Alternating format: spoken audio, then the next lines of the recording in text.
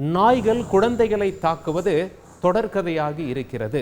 தமிழ்நாட்டில் தெருநாய்களை கட்டுப்படுத்த அரசு எடுத்திருக்கும் நடவடிக்கைகள் குறித்து பொதுமக்களிடம் கேட்கப்பட்டது. அவர்கள் கூறிய பதில்கள் உங்கள் பார்வைக்கு.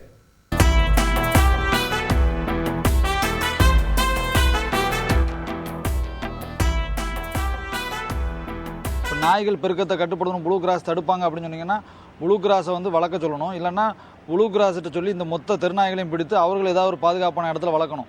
தெருநாய்களை கொல்ல சொல்லலை, தெருநாய்களை கட்டுப்படுத்துங்க அப்படின்னு தான் சொல்கிறோம். நாய்களும் ஒரு உயிர் தான், அதுக்கும் உயிர் இருக்குது. ஆனால் அதனுடைய இனப்பெருக்கத்தை கட்டுப்படுத்தணும். கட்டுப்படுத்தாமல் போனீங்கன்னா அது மக்களை கொல்லக்கூடிய ஒரு சூழ்நிலை இருக்குது. ஏன்னா மக்களுக்கு உயிருக்கு ஆபத்துனா எல்லா விதத்தையும் நம்ம என்ன செய்கிறோம், கட்டுப்படுத்தான் செய்கிறோம். அதே போல் இந்த தெருநாய்களையும் கட்டுப்படுத்தணும். தெருநாய்களால் குழந்தைகள் பாதிக்கப்படுறதும் பொதுமக்கள் பாதிக்கப்படுறதும் நிகழ்ந்துக்கிட்டே தான் இருக்குது. இப்போ அந்த நேரத்தில் பாதிப்பு ஏற்படக்கூடிய நேரங்களில் நாய்களை பிடிக்கிறது, கருத்தடை ஊசி போடுறது தற்காலிக தீர்வாக தான் இருக்குது.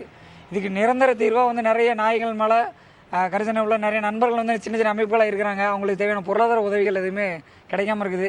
அரசாங்கம் அவங்களுக்கு தேவையான பொருளாதார உதவிகளை செய்கிற பட்சத்தில் இந்த மாதிரியான கருத்தடை ஊசிகள் போட்டு நாய்களை சரியான முறையில் பிடிச்சி தெருக்கள் அலைவிடாமல் பாதுகாத்தாங்கன்னா இந்த மாதிரியான செயல்களில் இருந்து மனிதர்களை காப்பாற்ற முடியும். தெருநாய்களை அடித்து துன்புறுத்தினால் ப்ளூ கிராஸ் வருது. இதே ப்ளூ கிராஸ் ஒரு நாயால் ஒருத்தவங்க உயிர் போகுது, ஒரு 2 பேர் உயிர் போயிருக்குது. அதுக்கு ப்ளூ கிராஸ் எந்த நடவடிக்கை எடுக்காமல் இருக்குது.